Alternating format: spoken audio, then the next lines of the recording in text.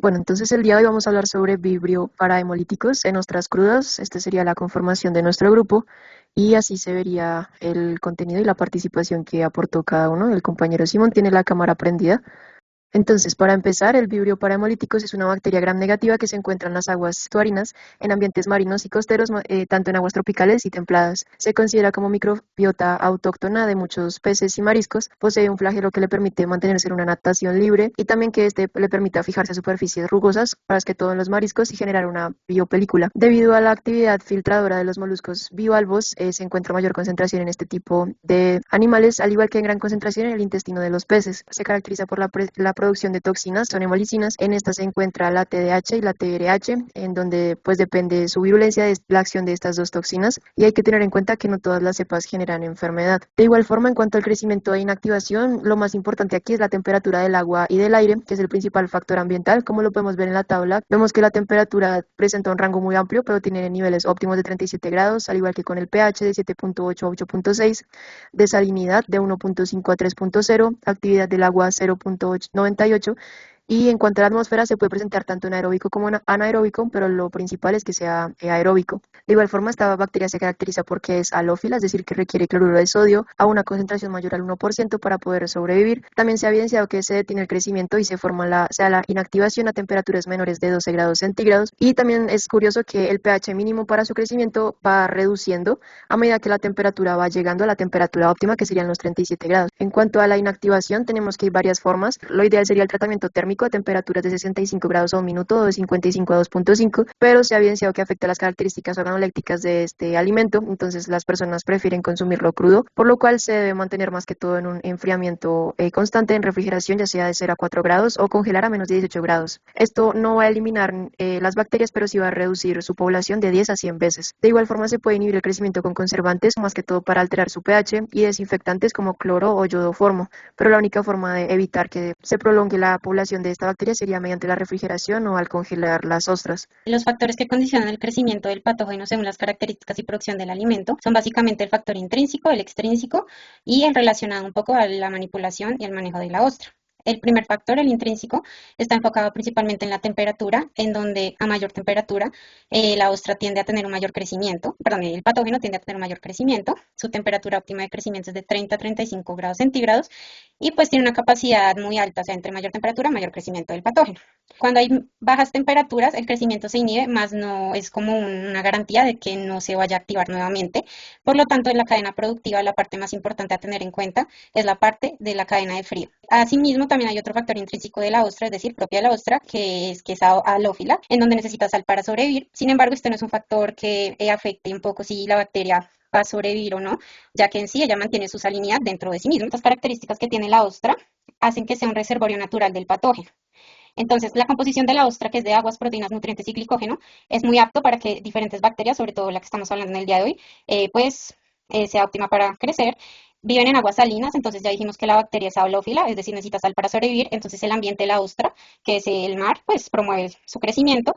También digamos que su pH cercano a neutro favorece el crecimiento bacteriano.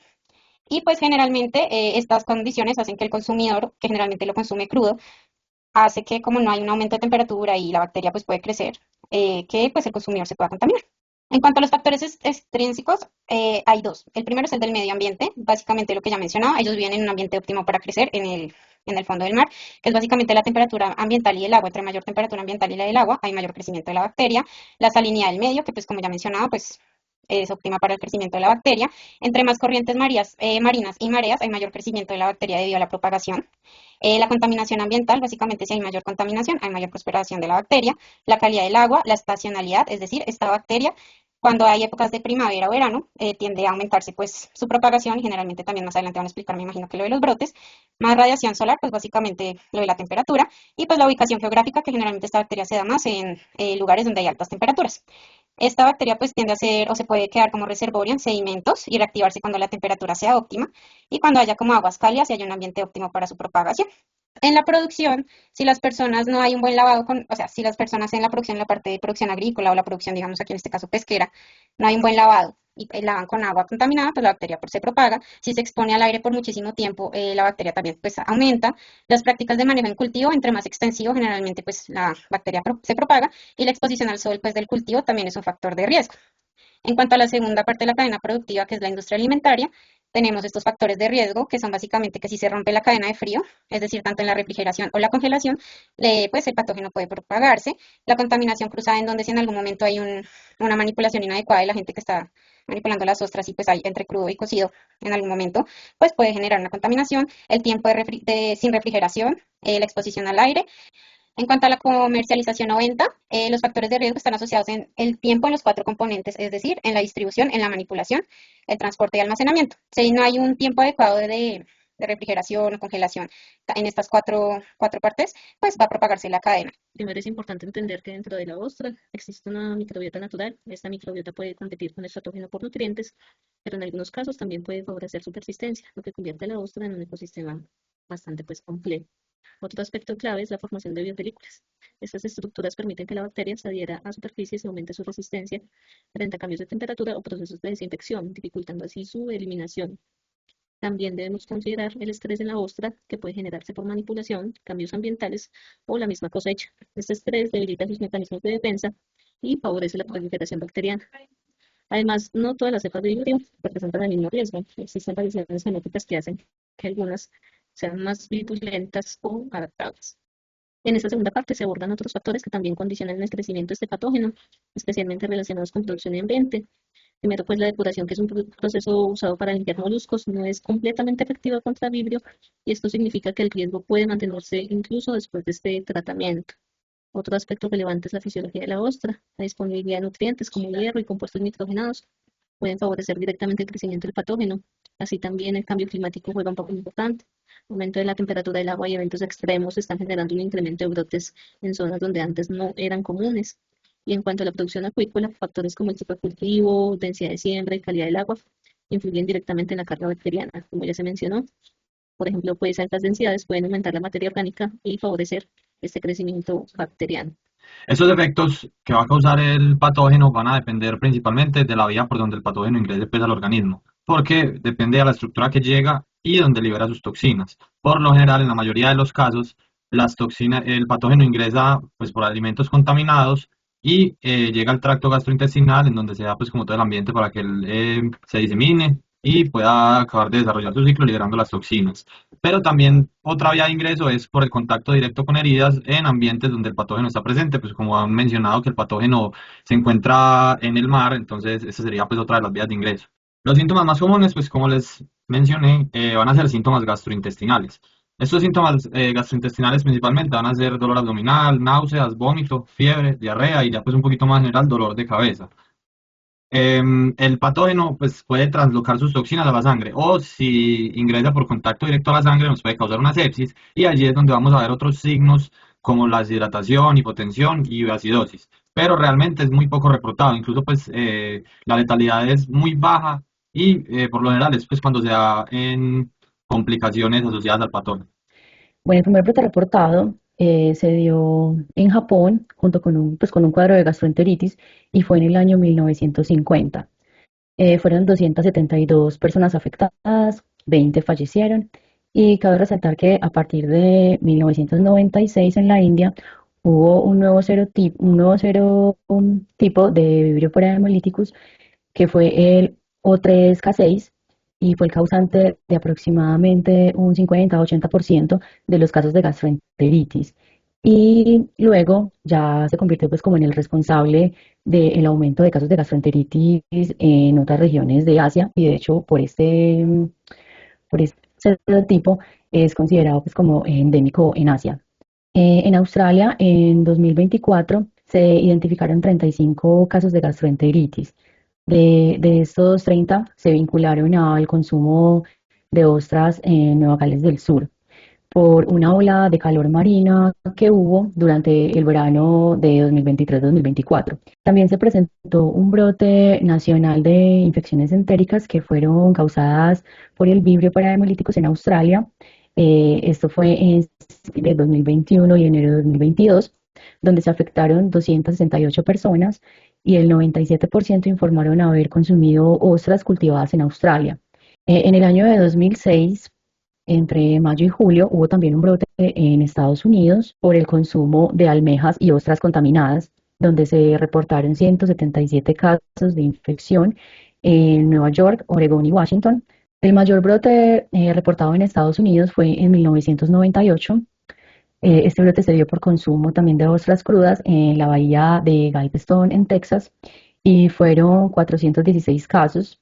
De estos, 98 fueron confirmados por cultivo, fueron del serotipo O3K6, que como dije anteriormente es endémico de gran parte de Asia. El otro brote de 1997 ocurrió en Norteamérica y fue también por consumo de ostras crudas. Este brote ya no tenía precedentes y afectó a más de 200 personas y causó la muerte de una.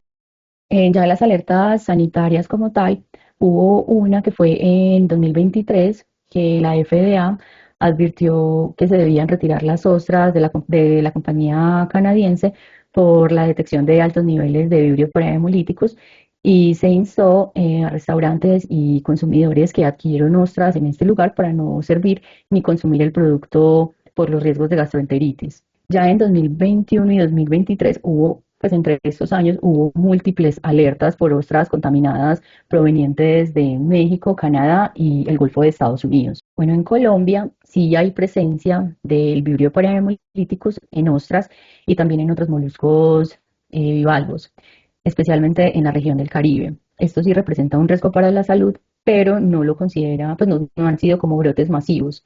Y estudios científicos han identificado esta bacteria como un contaminante común en esas zonas. Y un estudio que lo hicieron en la Ciénaga Virgen de Cartagena lo encontraron, pero no se generaron alertas ni nada. En Colombia es como se presentan los síntomas, pero no se consultan ni tiene como mucha relevancia.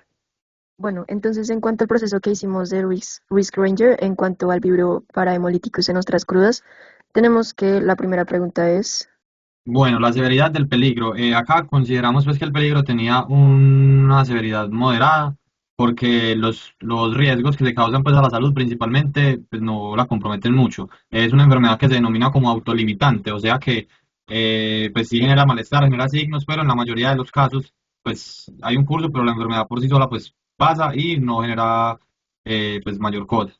Bueno, en cuanto a la susceptibilidad, pues la susceptibilidad es general, ¿cierto? No tiene pues como factores predisponentes, em, porque todas las personas que ingieran ostras crudas son susceptibles a presentar la enfermedad, porque en los procesos pues que se dan para llevar las ostras crudas hasta el consumidor, pues realmente como que no hay mayor enfoque en riesgo, entonces si se presenta pues o si infecta para este caso la ostra cruda, cualquier persona que lo consuma lo puede presentar.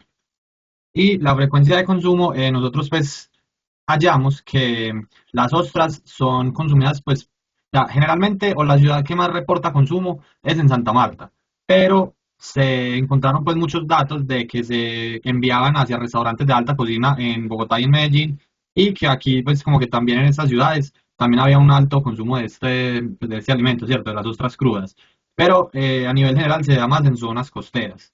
no, en cuanto a la pregunta 4 de la proporción de la población que consume el producto, nosotros seleccionamos que es muy poco. Básicamente es un tipo de alimento que no tiene una cultura generalizada de consumo. La oferta de bivalvos aquí en Colombia es un poco reducida debido a la deficiente presentación y calidad sanitaria de estos. También el precio como ostras crudas es muy elevado y no es un alimento común, es más que todo de nicho.